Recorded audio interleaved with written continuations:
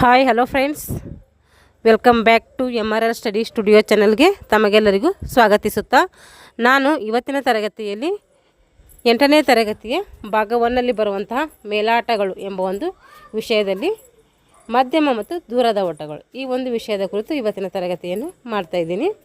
ಈ ಹಿಂದೆ ನಾನು 6ನೇ ತರಗತಿ ಮತ್ತು 7ನೇ ತರಗತಿ ಕಂಪ್ಲೀಟಾಗಿ ಪಠ್ಯಪುಸ್ತಕವನ್ನು ಮುಗಿಸಿದ್ದೀನಿ. ಇವಾಗ 8ನೇ ತರಗತಿ ಸ್ಟಾರ್ಟ್ ಮಾಡಿದ್ದೀನಿ. ಹೀಗೆ 10ನೇ ತರಗತಿ ಗಂಟ ನಾನು ಮಾಡ್ತೀನಿ. ಹಾಗೆ ದೈಹಿಕ ಶಿಕ್ಷಕರ ಒಂದು ಸಿಲೆಬಸ್ ಏನಿದೆಯೋ ಆ ಒಂದು ಫಲಿತಾಂಶ ಹೊಂಟಿದೆ. ಸಿಲೆಬಸ್ ಏನಿದೆಯೋ ಆ ಒಂದು ಸಿಲೆಬಸ್ಸಿಗೆ ಅನುಗುಣವಾಗಿ ಇವತ್ತು ತರಗತಿಗಳನ್ನು ನಾನು ಸ್ಟಾರ್ಟ್ ಮಾಡಿದ್ದೀನಿ. ಇವತ್ತು ನಾನು 8ನೇ ತರಗತಿಯ ಒಂದು ವಿಷಯದ ಕುರಿತು ಮಾತನಾಡ್ತಾ ಇದ್ದೀನಿ. ಅದು ಯಾವುದಪ್ಪ ಅಂದರೆ ಮಾಧ್ಯಮ ಮತ್ತು ದೂರದ ಓಟಗಳು. ಮಾಧ್ಯಮ ಮತ್ತು ದೂರದ ಓಟಗಳ ಪರಿಚಯ, ಈ ಒಂದು ಟಾಪಿಕಲ್ಲಿ ನಾವು ಮಧ್ಯಮ ಮತ್ತು ದೂರದ ಓಟಗಳ ಪರಿಚಯ ಬಗ್ಗೆ ತಿಳ್ಕೊತೀವಿ. ಹಾಗೆ ಮಧ್ಯಮ ಮತ್ತು ದೂರದ ಓಟ ಸ್ಪರ್ಧೆಗಳ ಪ್ರಾರಂಭ ಮತ್ತು ಮುಕ್ತಾಯದ ಬಗ್ಗೆ ತಿಳ್ಕೊತೀವಿ. ಹಾಗೆ ಸ್ಪರ್ಧೆಯ ನಿಯಮಗಳು ಮತ್ತು ಮಧ್ಯಮ ಮತ್ತು ದೂರದ ಓಟಗಳ ರಾಷ್ಟ್ರ ಮತ್ತು ಅಂತಾರಾಷ್ಟ್ರೀಯ ಮಟ್ಟದಲ್ಲಿ ಯಾವ್ಯಾವ ದಾಖಲೆಗಳಾಗಿದ್ದಾವೆ, ಈ ಎಲ್ಲ ವಿಷಯಗಳನ್ನು ಮಾಡ್ತೀವಿ ಈ ಒಂದು ಲೆಸನ್ನಲ್ಲಿ ತಿಳ್ಕೊತೀವಿ. ಪ್ರಸ್ತಾವನೆ ಅಥವಾ ಪೀಠಿಕೆ.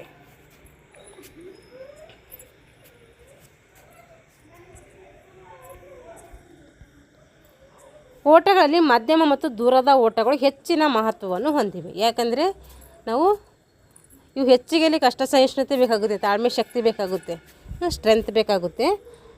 ಆದರೆ ಸ್ಪ್ರಿಂಟಲ್ಲಿ ಅಷ್ಟು ನಮಗೆ ಸ್ಟ್ರೆಂತ್ ಬೇಕಾಗೋದಿಲ್ಲ. ಆದರೆ ದೂರದ ಓಟ, ಮಧ್ಯಮ ಓಟ ಓಡಬೇಕಾದ್ರೆ ಭಾಳಷ್ಟು ಕಷ್ಟ ಸಹಿಷ್ಣುತೆ ಸಾಮರ್ಥ್ಯ ನಮಗೆ ಇರಬೇಕು. ಈ ಸ್ಪರ್ಧೆಗಳಲ್ಲಿ ಹೆಚ್ಚಿನ ಕಷ್ಟ ಸಹಿಷ್ಣುತೆ ಅವಶ್ಯಕವಾಗಿರ್ತೈತೆ. ಮಧ್ಯಮ ದೂರದ ಓಟಗಳು ಯಾವ್ಯಾವು ಅಂತಂದರೆ 800 ಮೀಟರು, 1500 ಮೀಟರು, 3000 ಮೀಟರು, ಇವೇನಂತೀವಿ ನಾವು ಮಧ್ಯಮ ದೂರದ ಓಟಗಳು ಅಂಥೇಳಿ ಕರಿತೀವಿ. ದೂರದ ಓಟದ ಸ್ಪರ್ಧೆಗಳಂದರೆ 5000 ಮೀಟರು, 10000 ಮೀಟರು, ಗುಡ್ಡಗಾಡು ಓಟ, ಅರ್ಧ ಮ್ಯಾರಥಾನ್ ಓಟ, ಹಾಗೆ ಮ್ಯಾರಥಾನ್ ಓಟದ ಸ್ಪರ್ಧೆಗಳನ್ನು ದೂರದ ಓಟ ಸ್ಪರ್ಧೆಗಳು ಅಂಥೇಳಿ ಕರಿತೀವಿ. ಇಂಥವಿಗೆ ದೂರದ ಓಟದ ಸ್ಪರ್ಧೆಗಳು ಅಂತ ಕರಿತೀವಿ. ಇಲ್ಲಿ ನೋಡ್ರಿ, ಇದು ಮ್ಯಾರಥಾನು, ಅರ್ಧ ಮ್ಯಾರಥಾನ್ ಇಂಪಾರ್ಟೆಂಟ್. ಇದು ಮೆಜರ್ಮೆಂಟು. ಮ್ಯಾರಥಾನ್ ಎಷ್ಟಿರುತ್ತೆ? ಫುಲ್ಲು 42.195 ಮೀಟರ್ ಇರುತ್ತೆ. ಇದು ಕ್ವಶನ್ ಆಗಿದೆ ಹಿಂದೆ. ಆದರೆ ಅರ್ಧ ಅಂದರೆ 21.098 ಮೀಟರ್, ಇದು ಅರ್ಧ ಆಗಿರುತ್ತೆ. ಅದಕ್ಕೆ ಇದು ಮೆಜರ್ಮೆಂಟ್ ಅನ್ಸರಿ ನೆನ್ಪಿಟ್ಕೊಳ್ರಿ. ಇವೆಲ್ಲ ಏನಂದರೆ ದೂರದ ಓಟಗಳು. ಮ್ಯಾರಥಾನ್ ಇವೆಲ್ಲ ಬರ್ತಾವಲ್ಲ, ಇವೆಲ್ಲ ಗುಡ್ಡಗಾಡು ಓಟ, ಇವೆಲ್ಲ ದೂರದ ಓಟದ ಸ್ಪರ್ಧೆಯಲ್ಲಿ ಬರ್ತವೆ. ಆದರೆ ಸ್ಪ್ರಿಂಟಲ್ಲಿ ಅಂದರೆ ಬೇಗ ಓಡುವಂಥ ಓಟಗಳು ಸ್ಪ್ರಿಂಟ್ ಅಂತ ಕರಿತೀವಿ. ಅವಕ್ಕೆ ಅವು 100, 200, 400 ಇವೆಲ್ಲ ಏನಂದರೆ ಇವು ಕಡಿಮೆ ದೂರದಲ್ಲಿ ಓಡುವಂಥ ಆಟಗಳು. ಇವಾಗ ಸ್ಪರ್ಧೆಯ ಪ್ರಾರಂಭ. ಹಾಗಾದರೆ ಸ್ಪರ್ಧೆಗಳು, ದೂರದ ಓಟದ ಸ್ಪರ್ಧೆಗಳು, ಮಧ್ಯಮ ಓಟದ ಸ್ಪರ್ಧೆಗಳು ಹೆಂಗೆ ಪ್ರಾರಂಭ ಮಾಡ್ತಾರಾ ಅಂತೇಳಿ. ಸಾಮಾನ್ಯವಾಗಿ ಮೇಲೆ ಸೂಚಿಸಿರುವ ಎಲ್ಲ ಸ್ಪರ್ಧೆಗಳನ್ನು ಗುಂಪುಗಳಲ್ಲಿ ಓಡಿಸ್ತಾರೆ. ಮೇಲೆ ಎಲ್ಲ ಸೂಚಿಸ್ತಿರಲ್ಲ, ಮಧ್ಯಮ ಮತ್ತು ದೂರದ ಓಟಗಳು ಇವೆಲ್ಲ ಗುಂಪುಗಳಲ್ಲಿ ಗುಂಪುಗಳಲ್ಲಿ ಓಡಿಸ್ತಾರೆ. ಏಕೆಂದರೆ ಇಂತಹ ಸ್ಪರ್ಧೆಗಳ ಸಂಖ್ಯೆ ಓಣಿಗಳಿಗಿಂತ ಹೆಚ್ಚಿರುತ್ತೆ. 8 ಓಣಿ ಇರೋ ಒಂದು ಟ್ರ್ಯಾಕಲ್ಲಿ 8 ಓಣಿ ಇರ್ತವೆ. ಆ 8 ಓಣಿ ಅಷ್ಟೇ ಜನ ಇರೋದಿಲ್ಲ, ಜಾಸ್ತಿ ಜನ ಇರುವ ಸಲುವಾಗಿ ಒಟ್ಟಿಗೆ ಬಿಟ್ಬಿಡ್ತಾರೆ ಅವರಿಗೆಲ್ಲ. ಹಾಗೂ ಸ್ಪರ್ಧೆಗಳು ತಮ್ಮ ಓಣಿಯಲ್ಲಿಯೇ ಓಡುವ ನಿಯಮ ಇಲ್ಲಿ ಅನ್ವಯ ಆಗೋದಿಲ್ಲ. ಇಲ್ಲಿ ಅವ್ರವ್ರ ಓಣೆಯಲ್ಲಿ ಓಡಬೇಕು ಅಂಥೇಳಿ, ಈಗ ಸ್ಪ್ರಿಂಟಲ್ಲೆಲ್ಲ ನಾವು ಅವ್ರವ್ರ ಓಣೆಯಲ್ಲಿ ಓಡಬೇಕು ಅಂತೇಳಿ 8 ಜನಕ್ಕೆ ಓಡಿಸ್ತೀವಿ, ಅವರೆಲ್ಲ ಓಣೆಯಲ್ಲೇ ಓಡ್ತಾರೆ. ಆದರೆ ಇಲ್ಲಿ ಹಂಗೆ ಓಡೋಕ್ಕಾಗಲ್ಲ, ಅದಕ್ಕೆ ಅವ್ರಿಷ್ಟ ಬಂದಂಗೆ ಇಲ್ಲಿ ಓಡ್ತಾರೆ. ಗುಂಪಿನಲ್ಲಿ ಓಡಿಸುವ ಸ್ಪರ್ಧೆಗೆ ಟ್ರ್ಯಾಕ್ನಲ್ಲಿ ವಕ್ರ ಗೆರೆಯನ್ನು ಹಾಕಿರುತ್ತಾರೆ. ಇದನ್ನು ಡೈಗ್ನಲ್ ಎಕ್ಸೆಸ್ ಎನ್ನುತ್ತಾರೆ. ಉಳಿದ ಕಡೆ ನೇರ ಗೆರೆಗಳನ್ನು ಹಾಕಿರುತ್ತಾರೆ. ಇದು ಆಟದ ಅಂದರೆ ಸ್ಪರ್ಧೆಯ ಪ್ರಾರಂಭ ಮಾಡೋದು. ಇವಾಗ ಸ್ಪರ್ಧೆಯ ನಿಯಮಗಳು. ಹಾಗಾದರೆ ಹೇಗೆ ಆಟ ಆಡಬೇಕು, ನಿಯಮಗಳು ಗೊತ್ತಿರಬೇಕಲ್ಲ. ಪ್ರತಿಯೊಂದು ಆಟಕ್ಕೂ ನಿಯಮ ಇರುತ್ತೆ. ನಿಯಮಗಳ ಅನುಗುಣವಾಗಿ ನಾವು ಆಟವನ್ನು ಆಡಬೇಕು. ಹಾಗೆ ಈ ದೂರದ ಮತ್ತು ಮಧ್ಯಮ ಓಟದ ಇವಾಗ ನಿಯಮಗಳು ನೋಡೋಣ ಒಂದೊಂದಾಗಿ. ಎಲ್ಲ ಸ್ಪರ್ಧೆಗಳನ್ನು ಏನು ಮಾಡ್ತಾರೆ? ಗುಂಪುಗಳಲ್ಲಿ ಆಡಿಸ್ತಾರೆ. ಎಲ್ಲ ಸ್ಪರ್ಧೆಗಳು ಗುಂಪಿನಲ್ಲಿ ಆಡಿಸ್ತಾರೆ. 800 ಮೀಟರ್ ಹೊರತುಪಡಿಸಿ 800 ಮೀಟರ್ ಏನು ಮಾಡ್ತಾರಂತೆ? ಗುಂಪಲ್ಲಿ ಆಡಿಸಲ್ಲಂತೆ, ಅದು ಟ್ರ್ಯಾಕಲ್ಲಿ ಆಡಿಸ್ತಾರೆ, ಅಂದರೆ ಓಣೆಗಳ ಪ್ರಕಾರ ಆಡಿಸ್ತಾರೆ. ಆದರೆ ಮುಖ್ಯ ಎಲ್ಲ ಸ್ಪರ್ಧೆಗಳು ಏನು ಮಾಡ್ತಾರೆ? ಗುಂಪಿನಲ್ಲಿ ಆಡಿಸ್ತಾರೆ. ಅಂದರೆ ದೂರದ ಮತ್ತು ಮಧ್ಯಮ ಓಟದ ಸ್ಪರ್ಧೆಗಳು ಮಾತ್ರ ಇವು. ಸ್ಪರ್ಧೆಯನ್ನು ನಡೆಸುವಾಗ ಟ್ರ್ಯಾಕ್ನಲ್ಲಿ ಸ್ಪರ್ಧಿಗಳು ಹೆಚ್ಚಾಗಿದ್ದಲ್ಲಿ ಹಿಂಟ್ಸ್ಗಳನ್ನು ಮಾಡಲಾಗ್ತೈತೆ. ಹಿಂಟ್ಸ್ ಮಾಡಿ ಇಷ್ಟಿಷ್ಟು ಜನಕ್ಕಂತ ಹಿಂಟ್ಸ್ ಮಾಡಿರ್ತಾರೆ. ಆ ಹಿಂಡ್ಸಿಗೆ ಪ್ರಕಾರವಾಗಿ ಓಡಿಸ್ತಾರೆ. ಪ್ರತಿ ಹಿಂಡ್ಸಿನಿಂದ ಆಯ್ಕೆಯಾದ ಸ್ಪರ್ಧಿಗಳನ್ನು ಅಂತಿಮ ಸ್ಪರ್ಧೆಗೆ ಓಡಿಸಲು ಅರ್ಹಗೊಳ್ತಾರೆ. ಪ್ರತಿ ಹಿಂಡ್ಸಿನಲ್ಲಿ ಎಷ್ಟು ಜನ ಆಯ್ಕೆ ಆಗ್ತಾರೋ ಅವರಿಗೆಲ್ಲ ಏನು ಮಾಡ್ತಾರೆ, ಅಂತಿಮ ಒಂದು ಸುತ್ತಿನಲ್ಲಿ ಓಡಿಸ್ತಾರೆ. ಸ್ಪರ್ಧೆಯ ಸಂಖ್ಯೆ 12ಕ್ಕಿಂತ ಹೆಚ್ಚಿದರೆ ಏನಂತೆ, ಸ್ಪರ್ಧಿಗಳ ಸಂಖ್ಯೆ 12ಕ್ಕಿಂತ ಹೆಚ್ಚಾಗಿದ್ದಲ್ಲಿ 2 ಗುಂಪುಗಳನ್ನು ಮಾಡಿ ಏಕಕಾಲದಲ್ಲಿ 2 ಹಿಂಡ್ಸ್ಗಳಿಗೆ ಒಟ್ಟಿಗೆ ಪ್ರಾರಂಭಿಸ್ತಾರೆ. 12ಕ್ಕಿಂತ ಹೆಚ್ಚಾದಾಗ 2 ಗುಂಪು ಮಾಡ್ತಾರೆ. ಒಂದೇ ಕಾಲದಲ್ಲಿ ಏನು ಮಾಡ್ತೀವಿ, 2 ಹಿಂಡ್ಸ್ಗಳು ಒಟ್ಟಿಗೆ ಸೇರಿ ಆಟವನ್ನು ಪ್ರಾರಂಭ ಮಾಡ್ತಾರೆ. ಈ ನಿಯಮಗಳು ಮುಗಿದು ಇವಾಗ ಸ್ಪರ್ಧೆಯ ಪ್ರಾರಂಭ ಹೆಂಗೆ ಸ್ಪರ್ಧೆ ಮಾಡ್ತೀವಿ ಅಂಥೇಳಿ. ಇವಾಗ ಸ್ಪರ್ಧೆಯ ಪ್ರಾರಂಭ, ಸ್ಪರ್ಧೆ ಹೆಂಗೆ ಪ್ರಾರಂಭ ಮಾಡ್ತೀವಿ ಅಂತ. 800 ಮೀಟರ್ಗಿಂತಲೂ ಹೆಚ್ಚಿನ ಓಟದ ಸ್ಪರ್ಧೆಗಳಲ್ಲಿ ಪ್ರಾರಂಭಿಕನ ಏನು ಮಾಡ್ತಾನೆ, ದೂರದ ಓಟದ ಸ್ಪರ್ಧೆಗಳನ್ನು ಪ್ರಾರಂಭಿಸುವಾಗ ಪ್ರಾರಂಭಿಕನ ಆಜ್ಞೆಯು ಆನ್ ಯುವರ್ ಮಾರ್ಕ್ ಎಂದಿತ್ತು. ಆನ್ ಯುವರ್ ಮಾರ್ಕ್ ಅಂಥೇಳಿ ಹೇಳ್ತೀವಿ.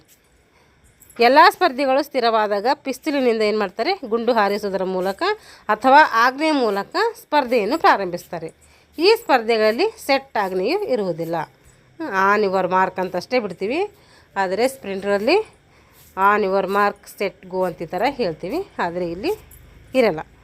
ಆನ್ ಯುವರ್ ಮಾರ್ಕ್ ಸ್ಥಿತಿಯಲ್ಲಿದ್ದಾಗ ಸ್ಪರ್ಧಿಗಳು ಪ್ರಾರಂಭದ ಗೆರೆಯನ್ನಾಗಲಿ ಅಥವಾ ಅದರ ಮುಂದಿರುವ ಜಾಗ ಅಥವಾ ನೆಲವನ್ನು ಕೈಯಿಂದಾಗಲಿ ಅಥವಾ ಕಾಲಿನಿಂದಾಗಲಿ ಮುಟ್ಟಬಾರದು.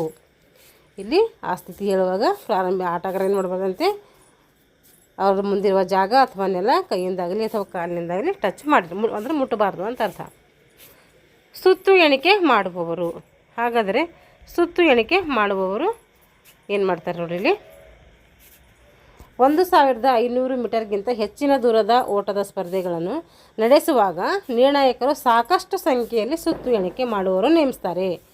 ಇಲ್ಲೆಲ್ಲ ಏನು ಮಾಡ್ತಾರೆ ಅಂತೆ, ಸಾಕಷ್ಟು ಪ್ರಮಾಣದ ಸುತ್ತು ಎಣಿಕೆ ಮಾಡೋರಿಗೆ ಅವರನ್ನು ನೇಮಕ ಮಾಡ್ತಾರೆ. ಇವರಿಗೆ ಸುತ್ತು ಎಣಿಕೆ ಮಾಡುವ ದಾಖಲೆ ನಮೂನೆಯನ್ನು ಒದಗಿಸ್ತಾರೆ. ಯಾಕೆಂದರೆ ಜಾಸ್ತಿ ಜನ ಇದ್ದಾಗೆ ಸುತ್ತು ಎಣಿಕೆಗಳು ಮಾಡಲಿಕ್ಕೆ ಜಾಸ್ತಿ ಜನನೇ ಬೇಕಾಗ್ತೈತೆ. ಸುತ್ತು ಎಣಿಕೆಗಾರರು ಸಂಖ್ಯೆಗೆ ಅನುಗುಣವಾಗಿ ಒಬ್ಬ ಸುತ್ತು ಎಣಿಕೆಗಾರನಿಗೆ ಕನಿಷ್ಠ 4 ಸ್ಪರ್ಧಿಗಳ ಸುತ್ತುಗಳನ್ನು ಎಣಿಸಲು ಏನು ಮಾಡ್ತಾರೆ, ಅವರಿಗೆ ಸೂಚಿಸ್ತಾರೆ. ಅವರು ತಮಗೆ ಯೋಜಿಸಿದ ಅಥವಾ ನಿಯೋಜಿಸಿದ ಸ್ಪರ್ಧಿಗಳ ಪೂರ್ಣಗೊಳಿಸಿದ ಸುತ್ತನ್ನು ಅವರವ್ರು ದಾಖಲೆ ಮಾಡ್ಕೊತಾರೆ. 4 ಜನ ಕೊಡ್ತಾರೆ. ಜಾಸ್ತಿ ಜನ ಇದ್ದಾಗ ಅವ್ರು 4 ಮಂದಿದ್ದು ಅವ್ರು ಏನು ಮಾಡಬೇಕು, ನೋಡಿಕೊಂಡು ಎಂಟ್ರಿ ಮಾಡ್ಕೋಬೇಕು. ಇವಾಗ ಸ್ಪರ್ಧೆಯ ಮುಕ್ತಾಯ ಹೆಂಗೆ ಸ್ಪರ್ಧೆ ಮುಕ್ತಾಯ ಮಾಡ್ತಾರೆ ಅಂಥೇಳಿ.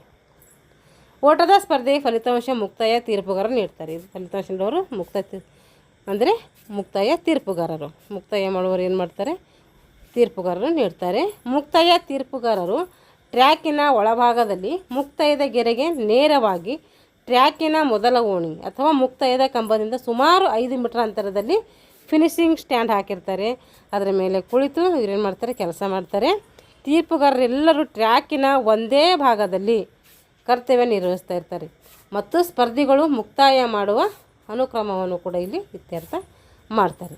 ಸ್ಪರ್ಧಿಯು ಮುಕ್ತಾಯದ ಗೆರೆ ಒಳಭಾಗದ ಅಂಚನ್ನು ತಮ್ಮ ಕರಾಶಿರವಿಲ್ಲದ ಮುಂಡದ ಭಾಗ ತಲುಪಿದ ಕ್ರಮದಲ್ಲಿ ಸ್ಪರ್ಧಿಗಳಿಗೆ ಏನು ಮಾಡ್ತಾರೆ, ಸ್ಥಾನವನ್ನು ನೀಡ್ತಾರೆ. ಇಷ್ಟು ಮುಕ್ತಾಯ ಹೆಂಗೆ ಮಾಡ್ತಾರಂತ ಇದು.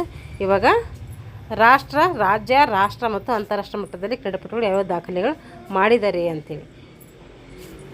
ದೂರ ಮತ್ತು ಅಂತಾರಾಷ್ಟ್ರೀಯ, ರಾಷ್ಟ್ರೀಯ ಮತ್ತು ರಾಜ್ಯದಲ್ಲಿ 800 ಮೀಟರ್ ಇದರಲ್ಲಿ ಅಂತಾರಾಷ್ಟ್ರೀಯ ಮಟ್ಟದಲ್ಲಿ ಡೇವಿಡ್ ಲೆಕುಟ್, ರುಡಿಶಾ ಕಿನ್ನೆ ಇವರು ಏನು ಮಾಡಿದ್ದಾರೆ, ಅಂತಾರಾಷ್ಟ್ರೀಯ ಮಟ್ಟದಲ್ಲಿ ಸಾಧನೆಯನ್ನು ಮಾಡಿದ್ದಾರೆ. ಹಾಗೆ ರಾಷ್ಟ್ರೀಯ ಮಟ್ಟದಲ್ಲಿ ಶ್ರೀರಾಮ್ ಸಿಂಗ್ ಇವರೇನು ಮಾಡಿದ್ದಾರೆ, ರಾಜಸ್ಥಾನ ರಾಜ್ಯ ಅವ್ರೇನು ಮಾಡಿದ್ದಾರೆ, ರಾಷ್ಟ್ರೀಯ ಮಟ್ಟದಲ್ಲಿ ಸಾಧನೆ ಮಾಡಿದ್ದಾರೆ. ಹಾಗೆ ರಾಜ್ಯ ಮಟ್ಟದಲ್ಲಿ ದಾಮೋದರ್ ಗೌಡ ಇವರು ಟೈಮಿಂಗ್ಸು ಕೊಟ್ಟಿದ್ದಾರೆ ಇಲ್ಲಿ ಎಷ್ಟು ಮಾಡಿದ್ದಾರೆ ಅಂತೇಳಿ. ಅವ್ರ ಟೈಮಿಂಗ್ಸ್ ಎಲ್ಲ ಏನು ಕೇಳಲ್ಲ, ಆದರೆ ಯಾರ್ಯಾರು ಮಾಡಿದ್ದಾರೆ ಅಂತ ರೀಸೆಂಟ್ ಇದ್ದರೆ ರೀಸೆಂಟಾಗಿ ಕೇಳ್ತಾರೆ, ಇಲ್ಲಾಂದರೆ ಇದಕ್ಕೆ ಕೇಳ್ತಾರೆ. ನಾವು ನೆನ್ಪಿಟ್ಕೋಬೇಕು. ಆಲ್ಮೋಸ್ಟ್ ಇವೆಲ್ಲ ರೀಸೆಂಟಾಗಿ ನೋಡ್ಕೋಬೇಕು. ಇವಾಗ ಮಧ್ಯಮ ದೂರ ಅಂದರೆ 1500 ಮೀಟರ್.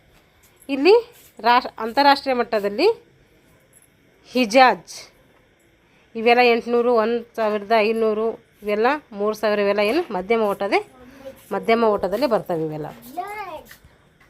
ಈಗ ಅಂತಾರಾಷ್ಟ್ರೀಯ ಮಟ್ಟದಲ್ಲಿ ಹಿಚಮ್ ಎಲ್ ಗ್ಯೂರಾಜ್ ಅವರು ಏನು ಮಾಡ್ತಾರೆ, ಮೊರೊಕ್ಕೊ ದೇಶದವರು. ಇವರು 1500 ಮೀಟರ್ ಓಟದಲ್ಲಿ ಸಾಧನೆಯನ್ನು ಮಾಡ್ತಾರೆ. ಹಾಗೆ ಬಹದ್ದೂರ್ ಪ್ರಸಾದ್ ದೆಹಲಿಯವರು, ಇವರು ಕೂಡ ರಾಷ್ಟ್ರೀಯ ಮಟ್ಟದಲ್ಲಿ. ಸತ್ಯನಾರಾಯಣ್ ಇವರು ಕೂಡ ರಾಜ್ಯ ಮಟ್ಟದಲ್ಲಿ. ಇವರೆಲ್ಲ ಟೈಮಿಂಗ್ ಮೆನ್ಷನ್ ಮಾಡಿದ್ದಾರೆ. ಇವರು ನೆನ್ಪಿಟ್ಕೋಬೇಕು. ಇದು 3 ನಿಮಿಷ 50 ಸೆಕೆಂಡು. ಇವರೆಲ್ಲ ಮೆನ್ಷನ್ ಮಾಡಿದ್ದಾರೆ, ಇವ್ರು ನೆನ್ಪಿಟ್ಕೊಳ್ಳಿ. ಇವೇನು ನೆನ್ಪಿಟ್ಕೊಳ್ಳೋ ಬೇಕಾಗಿಲ್ಲ, ಸುಮ್ಮನೆ ನೋಡ್ಕೊಳ್ಳಿ ಅಷ್ಟೇ. ಇವಾಗ 3000 ಇದನ್ನು ಕೂಡ ಒಂದು ಮಧ್ಯಮ ಊಟ.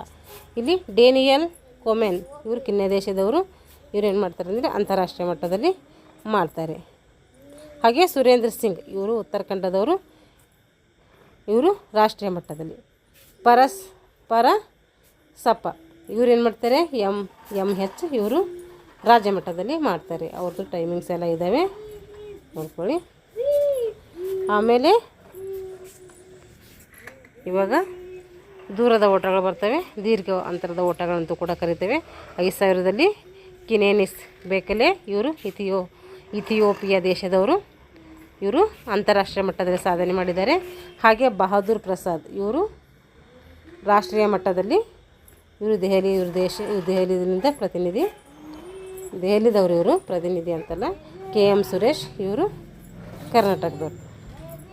ಕರ್ನಾಟಕ ಮಟ್ಟದಲ್ಲಿ ನಡೆಯುವಂತಹ ಕ್ರೀಡೆಗಳು. ಆಮೇಲೆ 10,000 ಕೆನಿನಿಸ್ ಬೇಕಲೆ ಇವರು ಇಥಿಯೋಪಿಯಾದ. ಸೇಮ್ ಅದು 5,000ದಲ್ಲೂ 10,000ದಲ್ಲಿ ಇವರೇ ಮಾಡಿದ್ದಾರೆ, ಎರಡರಲ್ಲಿ ಸಾಧನೆ. ಸುರೇಂದ್ರ ಸಿಂಗ್ ಇವರು ಉತ್ತರಾಖಂಡದವರು. ಇವರು ರಾಷ್ಟ್ರೀಯ ಮಟ್ಟದಲ್ಲಿ. KM ಸುರೇಶ್ ಇವರು ರಾಜ್ಯ ಮಟ್ಟದಲ್ಲಿ. ಇವರು ನಮ್ಮ ಕರ್ನಾಟಕದವರು. ಆಮೇಲೆ ಅರ್ಧ ಮ್ಯಾರಥಾನ್ ಅಂತ ಫುಲ್ ಮ್ಯಾರಥಾನ್ ಎಲ್ಲ ಉಳಿದೇವಲ್ಲ ಅದು. ಇದು ಜೇರ್ಸಿನೆ ತಡಿಸೆ ಇರಿಟ್ರಿಯಾ ದೇಶದವರು. ಇವರು ಅಂತಾರಾಷ್ಟ್ರೀಯ ಮಟ್ಟದಲ್ಲಿ ಸಾಧನೆ ಮಾಡಿದ್ದಾರೆ. ಹಾಗೆ ದೀಪಚಂದ್ ಇವರು ರಾಷ್ಟ್ರೀಯ ಮಟ್ಟದಲ್ಲಿ. ಸಂತೋಷ್ ಇವರು ರಾಜ್ಯ ಮಟ್ಟದಲ್ಲಿ. ಈಗ ಅರ್ಧ ಮ್ಯಾರಥಾನ್ ಐತಿ. ಈಗ ಮ್ಯಾರಥಾನ್ ಎಲಿಂದ್ ಕಿಪ್ಚೋಗೆ ಇವರು ಅಂತಾರಾಷ್ಟ್ರೀಯ ಮಟ್ಟದಲ್ಲಿ. ಹಾಗೆ ಶಿವಾನಂದ್ ಸಿಂಗ್ ಇವರು ಬಿಹಾರ್ ರಾಜ್ಯದವರು. ಇವರು ರಾಷ್ಟ್ರೀಯ ಮಟ್ಟದಲ್ಲಿ. KM ಸೀತಾರಾಮ್ ಇವರು ರಾಜ್ಯ ಮಟ್ಟದಲ್ಲಿ.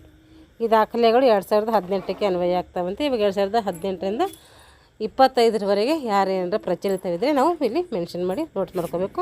ಆಮೇಲೆ ಈಗೆಲ್ಲ ಕರೆಂಟ್ ಇದ್ದಿರೋದು ಅಂದರೆ ಕರೆಂಟ್ ಸಿವಿಯರ್ದಿದೆಲ್ಲ ಅದ್ರಾಗ ಏನಾಗಿರುತ್ತೆ ಮೆನ್ಷನ್ ಆಗಿರುತ್ತೆ ಪ್ರಚಲಿತ ಘಟನೆಗಳಲ್ಲಿ. ಅವಾಗ ನೋಡ್ಕೊಳ್ಳಿ. ಅವಾಗ ಪ್ರಚಲಿತ ಇದ್ರೆ ಅಷ್ಟೇ ಕೇಳ್ತಾರೆ, ಓಲ್ಡ್ ಎಲ್ಲ ಕೇಳೋಲ್ಲ. ಇಲ್ಲಿಗೆ ಏನಾಯ್ತಂದರೆ ದೂರದ ಓಟಗಳು, ಮಧ್ಯಮ ಓಟಗಳು ಟಾಪಿಕ್ಕು ಇಲ್ಲಿಗೆ ಮುಗೀತು. ಇನ್ನೂ ಇದೆ. ಇದು ಅಷ್ಟು ಇದು ಪುರುಷರದಾಯಿತು. ಇವಾಗ ಮಹಿಳೆಯರು.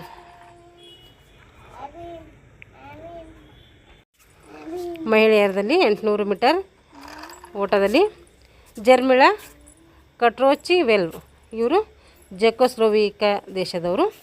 ಇವರು ಅಂತಾರಾಷ್ಟ್ರೀಯ ಮಟ್ಟದಲ್ಲಿ ಸಾಧನೆ ಮಾಡಿದ್ದಾರೆ. ಹಾಗೂ ಟಿಂಟು ಲೂಕಾ ಇವರು ರಾಷ್ಟ್ರೀಯ ಮಟ್ಟದಲ್ಲಿ ಕೇರಳ ರಾಜ್ಯದವರು.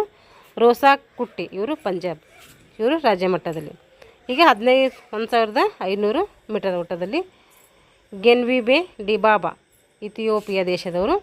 ಇವರು ಅಂತಾರಾಷ್ಟ್ರೀಯ ಮಟ್ಟದಲ್ಲಿ. ಸುನೀತಾ ರಾಣಿ ಇವರು ಪಂಜಾಬ್ ರಾಜ್ಯದವರು. ಇವರು ರಾಷ್ಟ್ರೀಯ ಮಟ್ಟದಲ್ಲಿ. ರೋಸಾ ಕುಟ್ಟಿ ಇವರು ಪಂಜಾಬ್ ರಾಜ್ಯದವರು. ಇವರೇನು ಮಾಡಿದ್ದಾರೆ, ರಾಜ್ಯ ಮಟ್ಟದಲ್ಲಿ ಮಾಡಿದ್ದಾರೆ. ಈಗ 3000 ಮೀಟರ್ ಓಟದಲ್ಲಿ ವಾಂಗ್ ಜುಕ್ಸಿಯಾ ಇವರು ಚೀನಾ ದೇಶದವರು. ಇವರು ಅಂತಾರಾಷ್ಟ್ರೀಯ ಮಟ್ಟದಲ್ಲಿ ಸಾಧನೆ ಮಾಡಿದ್ದಾರೆ. ಸೂರ್ಯ ಲೋಗನಾಥನ್ ಇವರು ರಾಷ್ಟ್ರೀಯ ಮಟ್ಟದಲ್ಲಿ. ಶ್ರದ್ಧಾ ರಾಣಿ SD ಇವರು ರಾಜ್ಯ ಮಟ್ಟದಲ್ಲಿ. ಆಮೇಲೆ 5000 ಮೀಟರ್ ಓಟದಲ್ಲಿ ತಿರುನೇಶ್ ದಿಬಾಬು ಇಥಿಯೋಪಿಯಾ ಇವರು ಅಂತಾರಾಷ್ಟ್ರೀಯ ಮಟ್ಟದಲ್ಲಿ. ಪ್ರಿಜಾ ಶ್ರೀಧರನ್ ಇವರು ರಾಷ್ಟ್ರೀಯ ಮಟ್ಟದಲ್ಲಿ. ಸಿಪ್ಪವ್ವ ಸಣ್ಣಕ್ಕಿ ಇವರು ರಾಜ್ಯ ಮಟ್ಟದಲ್ಲಿ. ಹಾಗೆ 10,000 ಮೀಟರ್ ಓಟದಲ್ಲಿ ಅಲ್ಮಾಜ್ ಅಯನ್ ಇವರು ಇಥಿಯೋಪಿಯಾ ದೇಶದವರು. ಅಂತಾರಾಷ್ಟ್ರೀಯ ಮಟ್ಟದಲ್ಲಿ ಸಾಧನೆ ಮಾಡಿದ್ದಾರೆ. ಪ್ರಿಜಾ ಶ್ರೀಧರನ್ ಇವರು ರಾಷ್ಟ್ರೀಯ ಮಟ್ಟದಲ್ಲಿ ಕೇರಳ ರಾಜ್ಯದವರು. ತಿಪ್ಪವ್ವ ಸಣ್ಣಕ್ಕಿ ಇವರು ಕೂಡ ರಾಜ್ಯ ಮಟ್ಟದಲ್ಲಿ. 5,000 10,000ದಲ್ಲಿ ಇವರೇ ಮಾಡಿದ್ದಾರೆ, ತಿಪ್ಪವ್ವ ರಾಜ್ಯ ಮಟ್ಟದಲ್ಲಿ. ಹಾಗೆ ಅರ್ಧ ಮ್ಯಾರಥಾನ್ನಲ್ಲಿ ಜೋಯ್ಸಿ ಲಿನ್ ಇವರು ಕಿನ್ಯಾ ದೇಶದವರು. ಇವರು ಅಂತಾರಾಷ್ಟ್ರೀಯ ಮಟ್ಟದಲ್ಲಿ ಸಾಧನೆ ಮಾಡಿದ್ದಾರೆ. ಲಲಿತಾ ಬಾಬರ್ ಇವರು ರಾಷ್ಟ್ರೀಯ ಮಟ್ಟದಲ್ಲಿ ಕೇರಳ ರಾಜ್ಯದವರು. ರಾಜ್ಯ ಮಟ್ಟದಲ್ಲಿ ಯಾರೂ ಸಾಧನೆ ಮಾಡಿಲ್ಲ. ಈಗ ಮ್ಯಾರಥಾನ್ನಲ್ಲಿ ಪೌಲಾ ರಾಡ್ಕ್ಲಿಫ್ ಇವರು ಗ್ರೇಟ್ ಬ್ರಿಟನ್ದವರು. ಇವರು ಅಂತಾರಾಷ್ಟ್ರೀಯ ಮಟ್ಟದಲ್ಲಿ. OP ಜೈಸಾ ಇವರು ಪಂಜಾಬ್ ರಾಜ್ಯದವರು. ಇವರು ರಾಷ್ಟ್ರೀಯ ಮಟ್ಟದಲ್ಲಿ. ಶ್ರೇಯಾ ದೀಪಕ್ ಇವರು ರಾಜ್ಯ ಮಟ್ಟದಲ್ಲಿ. ಎಲ್ಲ ದಾಖಲಾತಿಗಳು ಕೂಡ 18ಕ್ಕೆ 2018ಕ್ಕೆ ಅನ್ವಯ ಆಗ್ತವೆ. ಈ ಮುಂದಿಂದು ನೀವು ರೀಸೆಂಟಾಗಿ ನೋಡ್ಕೊಳ್ಳಿ. ಯಾಕೆ ಇಷ್ಟು ಫಾಸ್ಟ್ ಹೇಳಿದ್ದೀನಿ ಅಂದರೆ ಇದು ನಮಗೆ ಅಷ್ಟಿದು ಹಿಂದೆ ಇದು ಅಂದರೆ ತಿಳ್ಕೊಬೇಕಷ್ಟೇ, ಆದರೆ ಎಕ್ಸಾಮ್ಗೇನು ಬರೋದಿಲ್ಲ. ಇದು ಇವಾಗ ರೀಸೆಂಟ್ ಇರೋದು ಕೇಳ್ತಾರೆ. ಇವಾಗ ಈ ಪಾಠಕ್ಕೆ ಸಂಬಂಧಪಟ್ಟಂಥ ಪ್ರಶ್ನೋತ್ತರಗಳಿದ್ದಾವೆ. ಮಧ್ಯಮ ದೂರದ ಓಟದ ಸ್ಪರ್ಧೆಗಳು ಯಾವ್ಯಾವು ಅಂಥೇಳಿ ಬುಕ್ಸಲ್ಲಿದೆ, ನೋಡ್ಕೊಳ್ಳಿದು. ಏನು ಹೇಳಿ ಬರ್ಸಂದರೆ ಬರ್ಸ್ತೀನಿ ನೋಡಿ ಒಂದ್ಸರಿ. ಇವು 800, 1500, 3000 ಇವು ಮಧ್ಯಮ ದೂರದ ಓಟಗಳು.